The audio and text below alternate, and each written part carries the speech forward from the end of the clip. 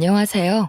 저는 서울에서 멋진 남편, 귀여운 딸과 오순도순 살고 있는 30대 중반 여자입니다.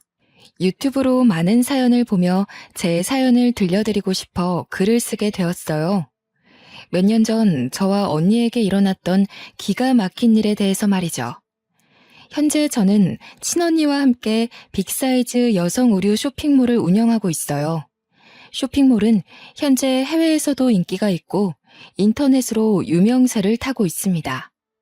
연매출은 조금씩 다르긴 하지만 70억 정도고요. 친언니와는 나이 차이가 많이 나는데 띠동갑입니다. 강원도에서 청바지 가게를 운영하시던 부모님이 계셨지만 제가 초등학생 때 교통사고로 돌아가셨죠. 부모님이 계실 때는 장사가 잘 돼서 여유가 있었어요. 하루아침에 언니와 저만 남게 된 상황에서 가정 형편이 어려워졌습니다. 언니는 대학을 갓 졸업하자마자 저를 부양하기 위해 빨리 취직을 해야 했어요. 부모님이 남기고 가신 집과 가게를 정리하고 받은 돈으로 언니와 함께 방 2칸짜리 빌라에서 살게 되었죠. 제가 고등학교 2학년이던 겨울, 언니는 형부와 결혼했습니다. 형부는 대기업 영업부 회사원이었고 언니는 거래처 사무직 직원이었어요. 업무로 만나 미팅을 몇 번 하며 형부가 언니에게 반했고 언니에게 끊임없는 구애를 했다고 해요. 저를 부양해야 하는데 결혼하면 그럴 수 없게 될까봐 언니는 마음이 좋지 않았나 봅니다. 언니는 1년 정도의 시간이 흐른 뒤 형부의 마음을 받아주어서 만나기 시작했죠. 언니가 안정된 삶을 살게 된 것 같아 마음이 놓였습니다. 처제, 공부하느라 많이 힘들지? 쉬엄쉬엄 해. 언니와 내가 처제 하나 정도는 충분히 먹여 살릴 수 있으니 걱정하지 말고 공부만 해. 건강도 좀 생각하면서 말이야. 맨날 밤늦게까지 공부에 그림에 고생이 많지? 형부, 말씀만으로도 감사해요. 제가 아직 세상을 모르지만 하고 싶은 일을 할 수 있게 도와주셔서 감사해요. 저는 이제 다 커서 혼자 살아도 되는데 저 때문에 불편하실까봐 그게 걱정이네요. 수정아, 형부 말대로 언니가 뒷바라지 다 해줄 테니 우리 수정이 하고 싶은 공부 있으면 마음껏 해. 형부 있다고 불편해하지 말고 부담 갖지도 말고 이 언니가 너 하나 정도 책임질 능력은 되니까. 알겠지? 응? 언니와 형부는 제가 대학을 졸업할 때까지 뒷바라지 해주었어요. 처음에는 언니와 둘만 살고 있던 집에 형부가 들어와 불편한 게 컸어요. 하지만 언니와 저를 살뜰히 챙겨주는 모습에 좋은 사람이구나 생각했죠.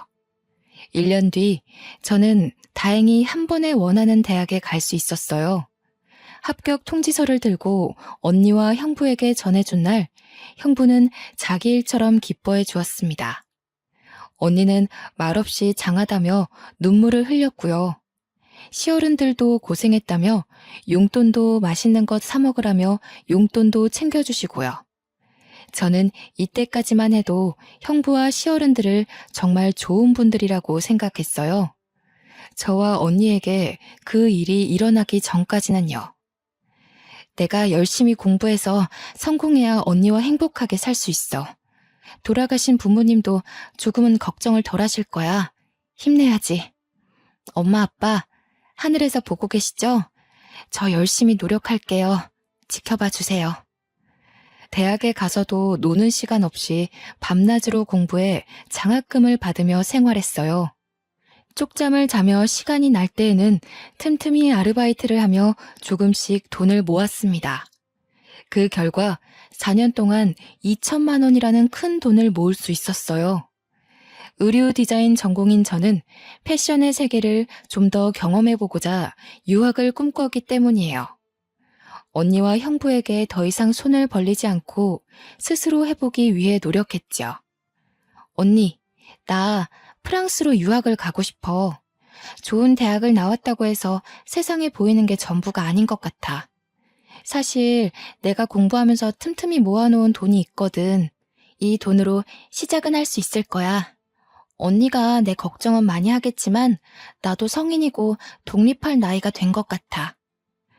너가 원해서 하는 거라면 말리지 않겠다마는 언제든지 힘들면 돌아와도 돼. 언니는 늘 여기 있다는 걸 알아도 너 혼자 타지에 보내는 게 걱정이긴 하다만 믿고 보내는 거니까 사고 치면 안 된다. 알겠지? 아이 참 언니도. 나 이제 대학 졸업한 엄연한 성인이라고. 하늘에 계신 부모님 부끄럽지 않게 최선을 다해서 배우고 올 테니까 기다려줘. 멋지게 변신해서 돌아올게. 기대해. 그렇게 언니와 처음으로 떨어져서 살게 되었어요.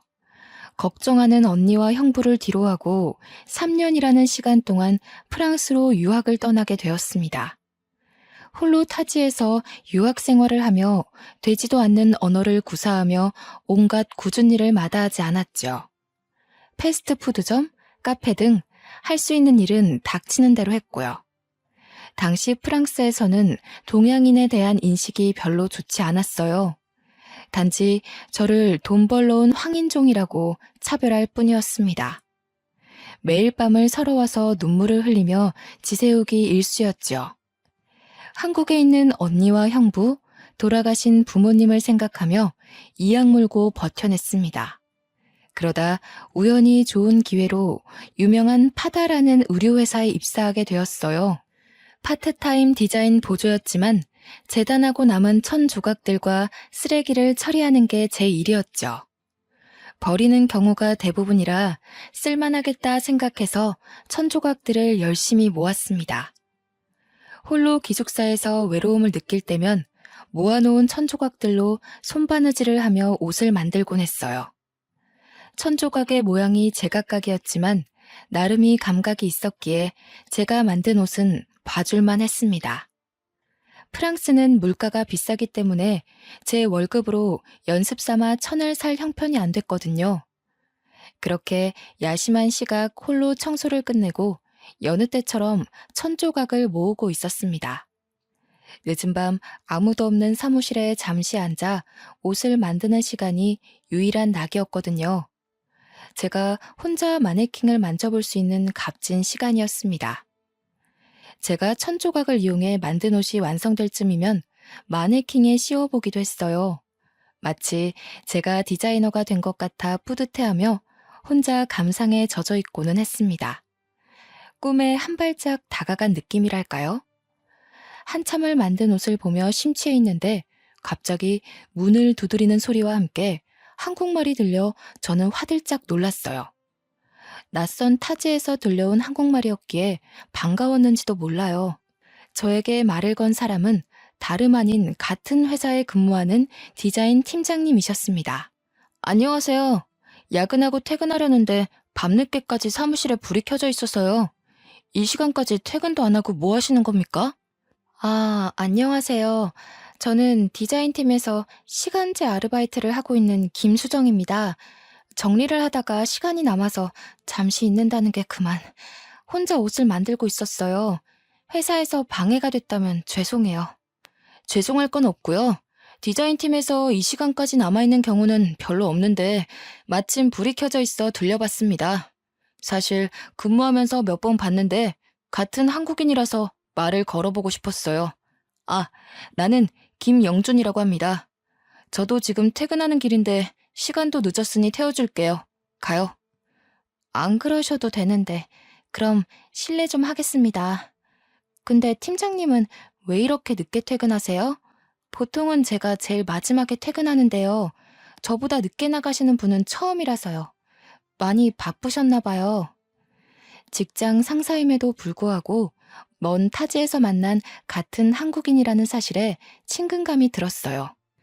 홀로 타지 생활을 했다는 공감대가 생겨 다행이었습니다. 집으로 가는 차 안에서 어색하지만 많은 대화를 나누었어요. 팀장님은 저보다 6살 연상이셨고 고등학교를 졸업하자마자 프랑스로 건너오셨다고 했습니다.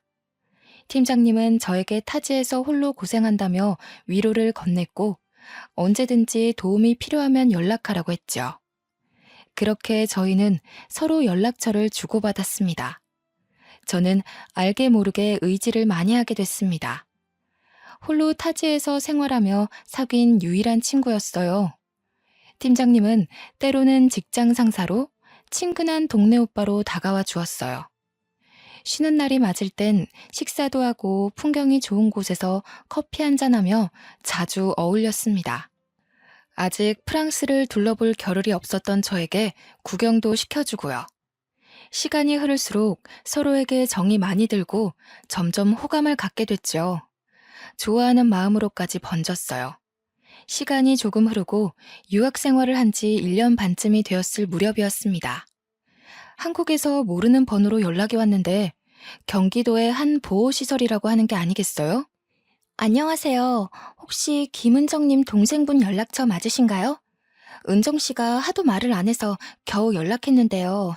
지금 한국으로 귀국하기가 많이 어려운 상황이세요? 언니분이 건강이 많이 안 좋거든요. 필요하면 수술도 해야 할 것 같고요. 네, 제가 동생이 맞는데 혹시 언니한테 무슨 일이 생긴 건가요? 아, 혹시 이도진 씨라고 옆에 없나요? 김은정, 아니, 저희 형부인데요. 언니가 병원에 안 있고 왜 보호시설에 있어요? 언니가 어떻게 안 좋은 건가요? 언니 좀 바꿔주세요. 받아야 할 검사도 많고 지금 치료 중이라 연락이 불가능해요. 혼자 병원에 와서 몇 가지 검사를 했는데 아직 더 남은 모양이에요. 근데 병원에서는 개인정보라 함부로 자기들이 말해줄 수 없다 하지. 본인도 이야기를 안 하지. 답답해 죽겠어요. 아니 이러다 김은정 씨가 죽을 것 같다니까요? 언니는 가족이나 동생에게 알려지는 것을 원치 않는다 했지만 상태가 심각해 보여 어쩔 수 없이 연락을 취했다고 했습니다. 언니가 제 성격이 어떤지 알기 때문에 절대 알리지 말아달라고 하는 거예요. 이 소식을 들으면 유학을 포기하고 바로 한국으로 돌아올 거라고요. 하고 싶은 공부를 하게 둬야 한다고 이야기했다고 하는 겁니다. 왜 형부나 다른 가족들에게도 이러한 사실을 알리지 않는지 의문을 품었고 저는 그 길로 한국행 비행기표를 예약했어요. 한시가 급했기 때문에 팀장님에게는 한국으로 돌아간다고 미처 말하지 못한 상태로 귀국하게 됐죠. 귀국하자마자 곧장 언니가 있다는 보호시설로 갔어요. 언니가 며칠 굶은 사람처럼 몰라보게 수척해진 얼굴로 힘없이 침대에 누워 있었습니다. 그런 언니의 모습을 보자마자 저도 모르게 눈물이 흘렀어요. 언니, 이게 도대체 무슨 일이야? 형부는 어딨고, 왜 언니 혼자 이런 데 있는 거야? 어디 아파? 몸에 무슨 문제라도 있는 거야? 얼굴은 또 왜 이렇게 야위었어? 속상하게 정말. 수정아, 언니가 너한테 이런 못난 모습 보여서 미안해. 언니도 인정하기 싫지만 형부에게 다른 여자가 있는 것 같아. 이혼해야 할 것 같아. 언니가 무엇을 잘못했는지 모르겠는데 그 여자가 임신한 것 같아. 언니는 이제 어떡하면 좋니, 정말? 형부가 결혼 이후 야근과 출장이 잦아져 바쁜가 보다 하고 대수롭지 않게 생각했다고 합니다. 하지만 너무 잦은 탓에 조금씩 의심하기 시작한 거예요. 자주 연락 오는 여직원이 있었고 직감적으로 뇌연녀라는 것을 알게 됐다고 해요. 심증은 있으나 물증이 없어 따지질 못하고 전전긍긍하던 언니는 물증을 잡기 위해 노력했죠. 하지만 형부가 철저했던 탓인지 블랙박스나 휴대폰에 남아있는 증거는 없었다고. 그렇게 까맣게 속만 타들어가던 어느 날 내연녀가 제 발로 찾아왔다는 거 아니겠어요? 그 여자가 그러더라. 형부의 아이를 임신했다고. 둘이 서로 많이 사랑하고 아이까지 생겼으니 아직 아이 없는 나보고 헤어져 달래. 정말 기가 막힌 일이지. 결혼한 지 얼마나 됐다고. 만난 지도 이미 2년이 넘었다더라. 언니는 그걸 그냥 가만히 뒀어? 듣기만 했냐고. 바보같이 왜 그러고 있는 거야? 형부나 시어른들한테는 알렸어? 그 여자랑 형부 어디 있어? 내가 찾아가서 머리채를 잡던지 해야겠어. 빨리 말해. 나라고 왜 안 그러고 싶었겠니? 그래서 그 길로 시부모님한테 가서 말씀을 드렸어. 그런데 오히려 나를 혼내더라? 여자가 내조를 잘해야 그런 일이 없지 않냐면서 남자가 한 번쯤은 밖으로 돌 수 있는 거라고. 내가 몸이 약해 아이를 못 가진다고 쓸모없다고 이야기를 하셨어. 더 이상 내가 할 수 있는 건 없겠더라. 내연녀가 찾아온 뒤 언니는 바로 시어른들께 알렸으나 오히려 언니가 혼났다고 하는 거예요. 알고 보니 그 여자는 회사 사장의 조카였고 상당히 부유한 집안이었거든요. 가진 게 별로 없던 언니가 시집 온 것이 탐탁지 않았던 시어른들은 오히려 언니를 나무라며 의처증 환자로 몰아 내쫓았다고 합니다. 저를 뒷바라지해 준 것을 빌미로 이혼해주지 않으면 가만두지 않겠다고 협박까지 하면서요. 그렇다고 어떻게 사람이 사람한테 쓸모없다는 모진 말을 할 수 있을까요? 언니는 혹시라도 저에게 해코지를 할까봐 할 말도 못했다고 했습니다. 가진 것 하나 없이 떠돌다 보호시설로 입소한 거였어요. 너무 기가 막히고 황당한 사실에 그저 어이가 없었습니다. 그 길로 시어른들과 형부를 찾아가고 싶었지만 언니를 먼저 치료해야 했어요. 언니는 몸이 많이 쇠약해져 있는 상태라 탈수 증세가 심하게 오고 염증 수치가 많이 높았습니다. 여러 가지 검사를 하니 자궁 쪽에 문제가 생겨 정밀 검사를 받았죠. 앞으로 임신 가능성이 희박하다는 결과를 들었어요. 아이를 좋아하던 언니였는데 애써 저에게 아무렇지 않은 척 하더라고요. 그런데 언니가 새벽에 일어나 제가 깰까봐 혼자 소리도 없이 우는 모습을 우연히 보고 저는 가슴이 찢어지는 줄 알았습니다. 아무쪼록 유학 시절 틈틈이 모은 돈으로 언니의 치료를 무사히 마칠 수 있었습니다. 언니를 보호시설에서 퇴소시키고 가격이 싼 오피스텔을 얻어 함께 살게 되었습니다.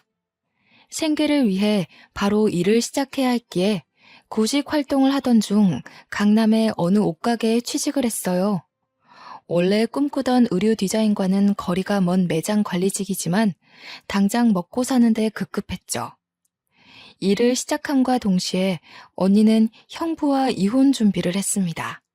부모님이 남겨주신 유산과 다름없는 돈으로 산 집과 차를 돌려받고자 노력했지만 아는 사람도 없고 백도 없었던지라 아쉽게도 이혼 소송에서 패소했어요.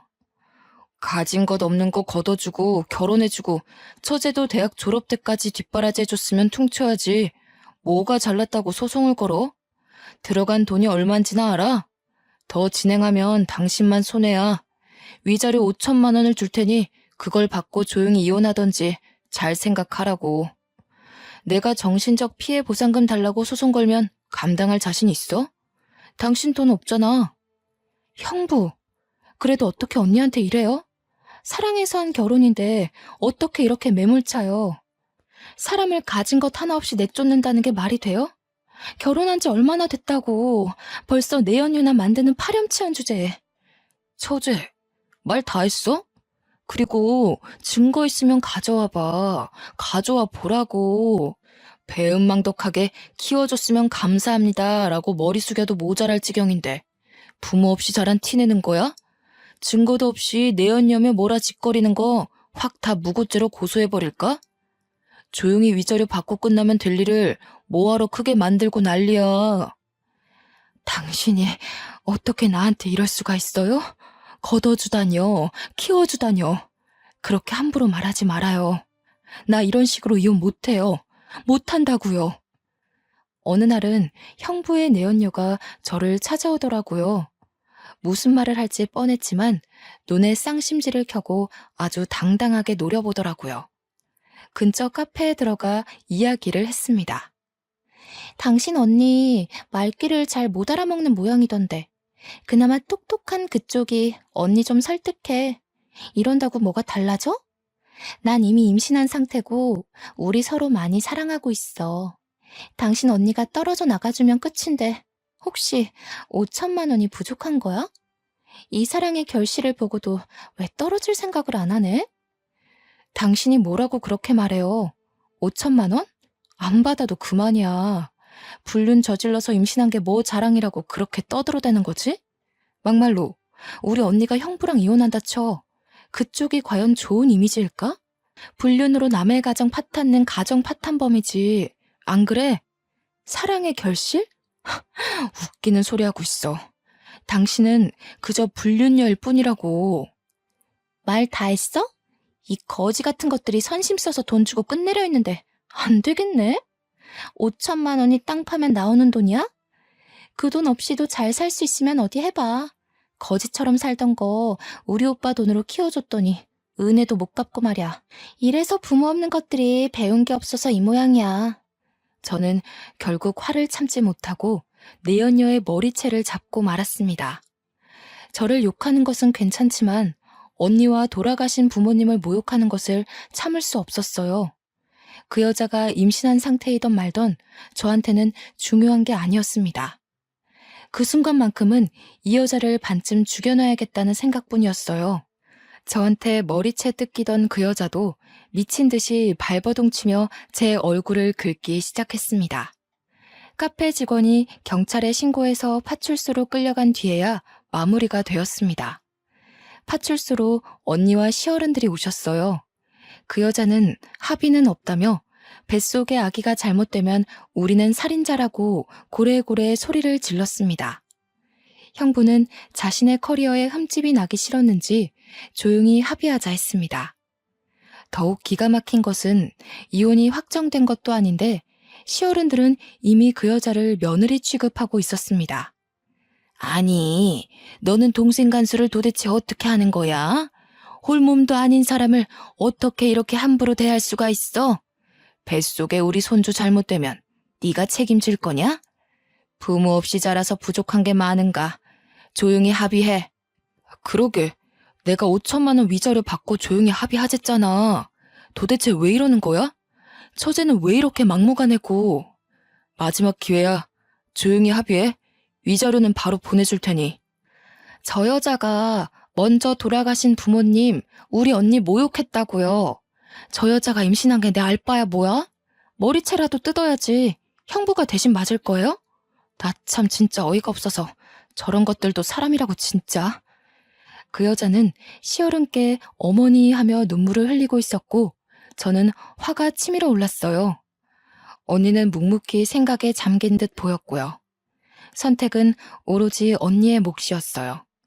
혹시라도 저에게 또 해코지를 할까봐 두려워하던 언니는 결국 5천만 원을 받고 이혼에 합의했습니다. 힘든 시기를 지냈던 언니는 마지막으로 신혼집에서 짐을 정리하고 온다며 떠났어요. 그렇게 오피스텔로 가져온 언니의 짐은 정말 단촐하기 그지없었죠. 작은 캐리어에 서류 몇 가지와 엄마 아빠가 종종 써주시던 손편지, 옷 몇 개가 전부였거든요. 언니는 한숨을 쉬며 나를 뒷바라지 해줘야 하는데 그러지 못해서 미안하다고 말했습니다. 나는 무슨 소리냐며 언니에게 소리쳤죠. 언니는 계속 미안하다 했고 짐 정리를 하며 눈물을 줄줄 흘렸어요.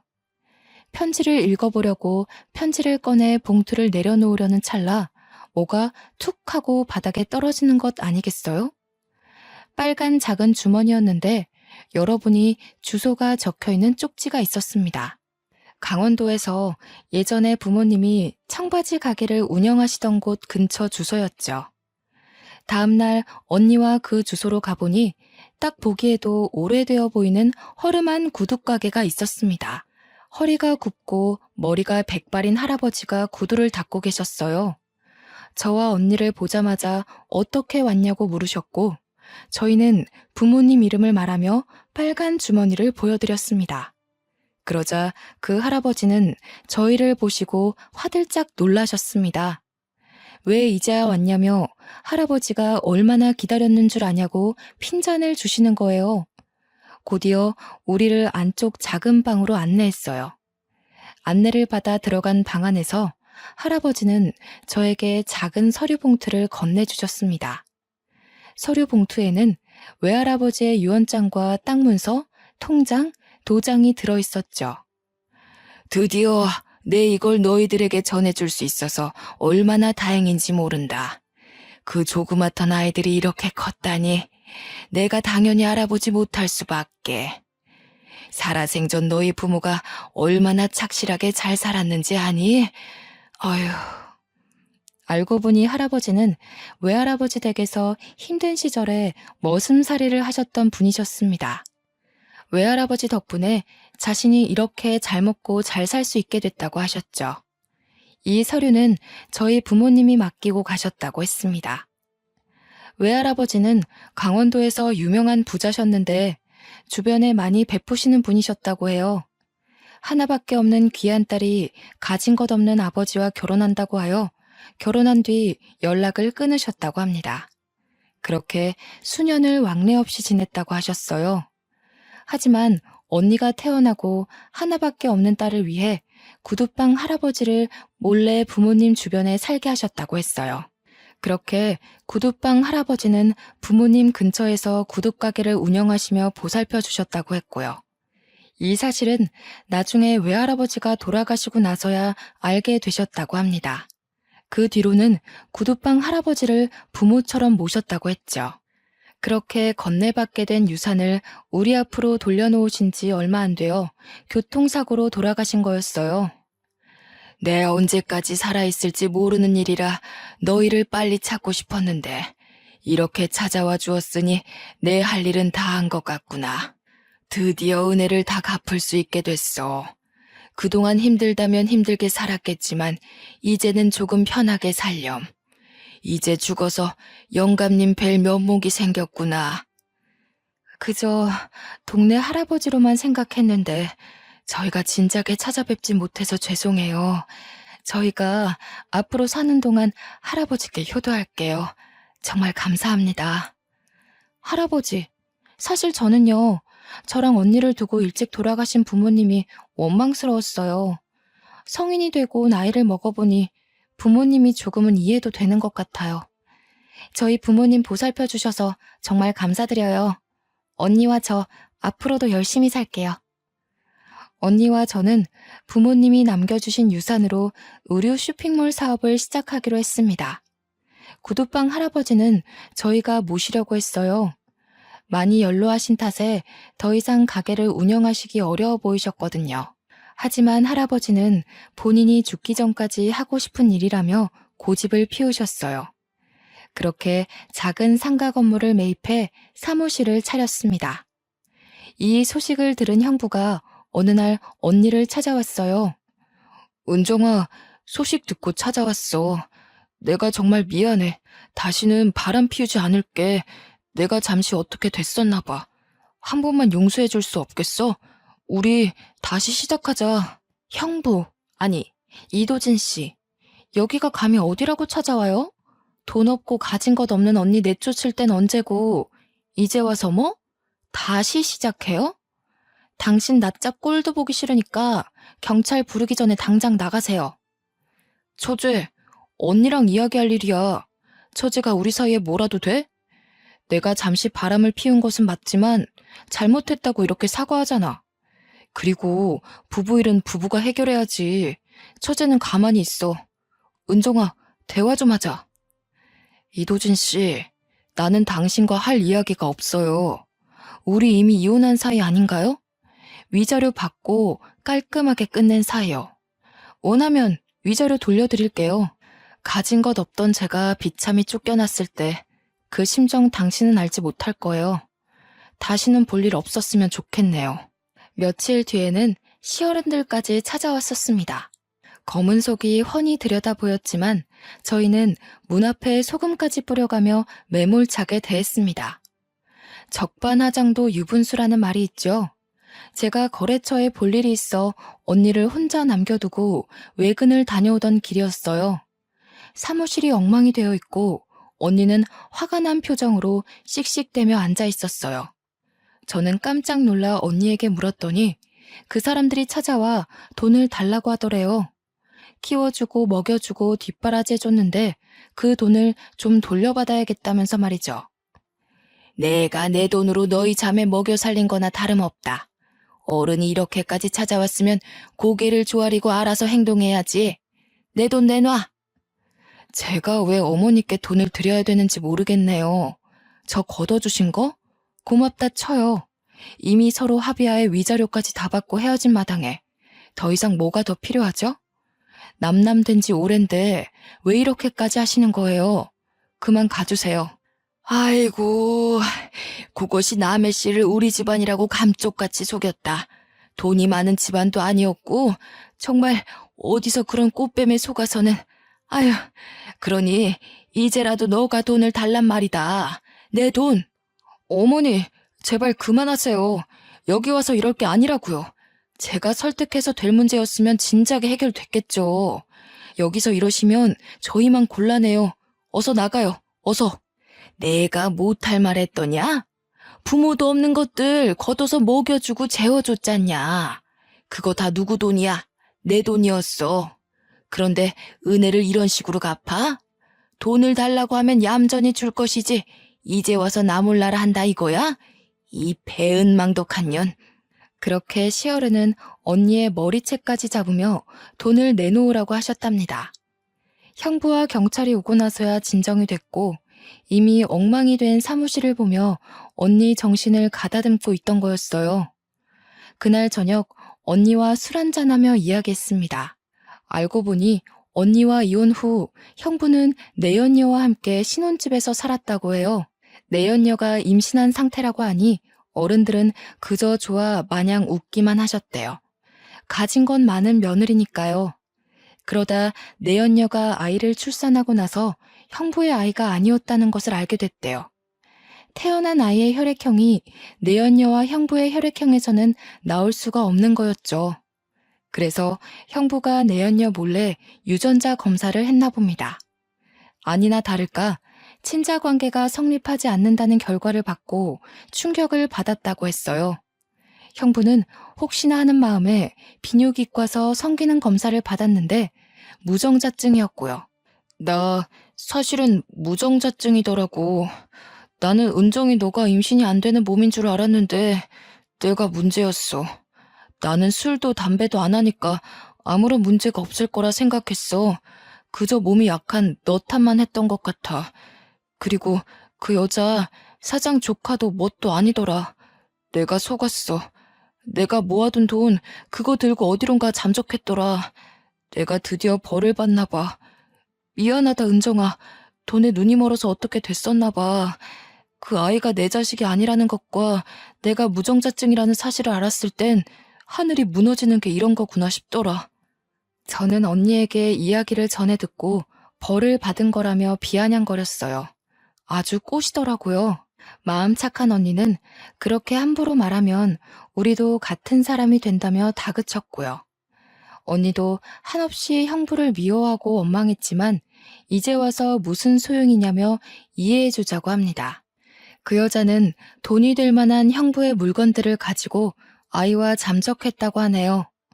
돈을 들고 잠적한 그 여자를 찾아다니다 우연히 저희 소식을 듣고 찾아온 것 같다고요. 간간히 형부와 시어른이 찾아오긴 했지만 언니는 더 이상 참고 살지 않기로 했어요. 그들에 대해 경찰에게 접근 금지 명령 조치를 신청했거든요. 그랬더니 더 이상 찾아오는 일은 없더라고요.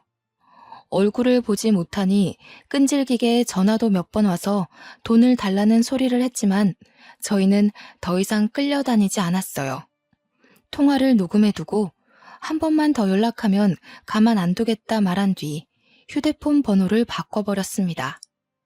그렇게 한바탕 소란이 지나고 언니와 함께 집 근처 막창집에서 술 한잔 했어요. 앞으로 우리만 잘 살면 된다는 이야기를 하며 소주 한 잔을 들이켰습니다. 저도 잊고 지내던 프랑스에서의 기억을 떠올리며 한 사람을 그리워했죠.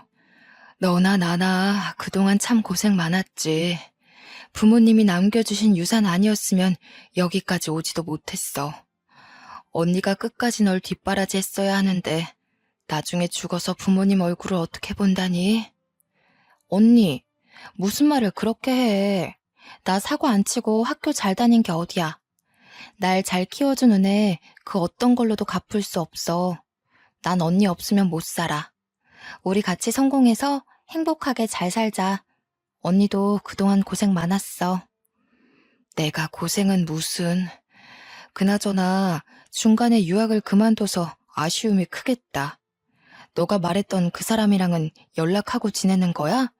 인사는 하고 왔어?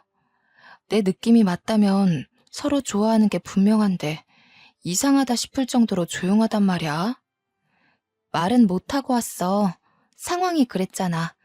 언니가 더 중요하지. 그땐 나한테 사랑이 사치였지. 물론 말 못하고 와서 미안하고 그립지만 이미 지난 일인데 뭐. 난 괜찮아. 인연이라면 다시 만나겠지. 그렇게 정신없는 3년이라는 시간이 지난 어느 봄날이었습니다. 저희 사업은 조금씩 안정을 찾아갔어요. 처음에는 여자 둘이 작은 사무실 하나에서 시작한 규모였지만 현재는 직원도 20명이나 됩니다. 인터넷 쇼핑몰도 운영하고 있고 빅사이즈다 보니 체형이 다양한 해외에서 각광받기 시작했어요. 상가 1층에는 오프라인 매장도 차려졌고 동대문과 신촌에 분점도 내며 규모를 조금씩 키워나갔죠. 어느 날 매장에 익숙한 손님이 찾아왔습니다. 그동안 사는 게 바빠 잊고 지내던 프랑스에서 알게 된 팀장님이셨어요. 수정 씨, 잘 지냈어? 나 이제 한국으로 완전히 돌아왔어. 당신 찾느라 얼마나 헤맸는지 몰라. 이제 겨우 찾았네. 우리 커피 한잔 할 수 있을까? 팀장님, 여기는 어떻게 알고 오셨어요? 그땐 정말 죄송했어요.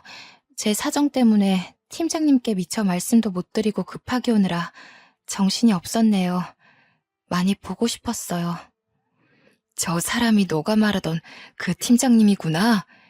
인물도 좋고 키도 훤칠하고 너가 반할만 하네. 안녕하세요. 수정이 언니 되는 사람이에요. 수정이한테 이야기 많이 들었어요. 둘이 나가서 차 한잔해요. 팀장님은 제가 한국으로 떠난 뒤 저를 정말 많이 그리워하셨다고 합니다. 물론 아무 말 없이 떠난 저를 원망도 했었고요. 나중에 같이 아르바이트를 했던 동료에게 제 이야기를 전해 들었다고 했죠. 그래서 프랑스에서 진행 중인 프로젝트를 마무리하고 한국 지사로 발령받아 완전히 귀국하신 거라 했어요. 저를 어렵게 수소문해서 찾아왔더라고요. 그렇게 팀장님과 재회한 저는 결혼에 골인했고 지금은 귀여운 4살 딸아이도 있습니다. 언니와 함께 시작한 사업은 생각보다 잘 풀렸습니다. 지금은 연매출 70억이라는 기록을 세우며 승승장구하고 있죠. 남편도 사업을 도와주겠다며 얼마 전에 회사를 정리하고 나왔고요. 처음에 시도했던 빅사이즈라 여성복은 국내뿐 아니라 해외에서도 인지도가 높아져 가고 있습니다. 연예인을 모델로 쓸 만큼 국내 인지도도 나쁘지 않았죠. 연예인이 모델을 하다 보니 통통해도 예쁘게 입을 수 있다라는 이미지가 더해졌고요. 실제로 쇼핑몰에 게시되는 사진들도 빅사이즈 모델을 고용해 촬영하고 있죠. 인터넷을 통해 알려지게 되면서 해외 시장에서도 긍정적인 반응을 일으켜 납품 제의가 오기도 합니다. 남편은 바쁜 저를 대신해 육아를 도맡아서 하며 가끔 해외 업무를 도와주고 있고요. 저희는 동대문에 위치한 20층짜리 상가 건물로 사무실을 확장 이전했습니다. 평소처럼 회사에 출근하는데 어느 날 마주치고 싶지 않았던 인물을 보고 말았어요. 바로 전 형부였죠. 거기서 용역 청소부로 열심히 일하고 있더라고요. 전 형부도 저와 언니를 보더니 화들짝 놀라며 어찌할 줄 모르며 발을 동동 굴렀어요. 은종아, 처제, 당신이 어떻게 나를 찾아온 거야? 여기를 어떻게 알고 찾아왔어? 이런 누추한 모습 보이기 싫은데 혹시 나와 다시 시작하려는 거야? 다시 시작해? 웃기는 소리 하지 마세요. 이도진 씨, 여기 왜 왔냐고? 우리 건물이니까. 여기 우리 회사야. 당신이 그 좋은 대기업 다니면서 외제차 몰던 게 엊그제 같은데 말이야. 당신이 이런 일을 하리라고는 생각도 못했는데. 의외네? 우리 사업이 잘 돼서 여기로 이전한 지 한 달쯤 됐거든. 잘리기 싫으면 앞으로 열심히 일해야 할 거야. 뭐? 여기가 당신 건물이라고? 나는 그 여자를 결국 찾지 못해 이렇게 망했는데 어머니는 작년에 요양원 들어가셨고 그 여자가 들고 튄 돈 때문에 회사에서도 잘리고 내 꼴이 말이 아니지? 다 내 자업자득이지 뭐. 열심히 일할게. 저는 어이가 없어서 버럭하며 형부에게 써붙이려고 했지만 언니가 손을 잡았어요. 참으라는 신호였죠. 언니가 하는 말 때문에 저는 형부를 노려보며 가만히 서 있을 수밖에 없었죠. 태어나서 처음으로 언니의 독한 모습을 처음 본 저는 놀랬어요. 언니가 그렇게 모질게 말할 줄은 꿈에도 몰랐습니다. 모진 말을 하거나 화를 내기는커녕 언니는 늘 점잖고 차분했던 모습만 보여줬었거든요. 사무실로 올라가는 엘리베이터 안에서 언니는 웃으며 이제야 속이 시원하다고 했습니다. 언니의 새로운 모습에 놀란 저는 그저 눈만 꿈뻑꿈뻑 할 뿐이었죠. 아무쪼록 현재는 누구나 예쁜 옷을 입고 제가 디자인한 옷을 만들고 싶은 제 꿈이 한 번에 이루어지고 있고요. 10년 정도가 지난 지금 언니는 좋은 사람을 만나 재혼해서 행복하게 잘 살고 있습니다. 저희가 옷을 만들 때 사용하는 원단 업체의 사장님이신데요. 사업 초창기부터 거래했던 곳이라 몇 번 오가며 차도 마시고 대화를 나누다 보니 서로 비슷한 아픔을 지닌 걸 알게 되었다더군요. 언니는 또다시 결혼에 대한 아픔을 겪게 될까 재혼을 잠시 망설였었어요. 하지만 사장님은 언니를 묵묵히 기다려주었고 긴 기다림 끝에 서로의 상처를 보듬어 주기로 했답니다. 그래서 작년 겨울 가족끼리 모여 조용히 식사를 하는 것으로 결혼식을 대체했어요. 언니, 그동안 고생 많았어. 이제는 형부랑 행복하게 잘 살아. 지난 과거는 다 잊어버리고. 좋은 사람 만났으니 언니도 따뜻하게 잘 살았으면 좋겠어. 앞으로 행복한 일만 가득하길 기도할게. 사랑해, 언니. 오랜 시간이 지났지만 이제야 행복을 찾은 느낌이네. 나중에 엄마 아빠 만나면 당당하게 나 잘 살았다고 말할 수 있을 것 같아. 너도 여기까지 오느라 고생 많았고 제부랑 행복하게 잘 살아. 고마워, 수정아. 어릴 적 부모님이 돌아가시고 난 뒤 가족이라고는 언니와 저 둘뿐이었어요. 어린 마음에 언니에게 기대어 투정도 부리고 언니를 너무 힘들게 한 게 아닌가 생각됩니다. 언니는 저에게 부모와 같은 존재예요. 늘 뒤에서 든든하게 버팀목이 되어주고요. 그렇게 저희가 안정을 찾아가고 평화롭게 지내던 작년 봄, 구두방 할아버지가 돌아가셨습니다. 저희에게 큰 선물을 전해주신 구두방 할아버지, 저희 부모님 그리고 구두방 할아버지가 아니었으면 저희에게 지금은 없었을 거예요. 매년 할아버지 기일이 되면 언니 부부와 함께 찾아뵙고 인사드리고 있습니다.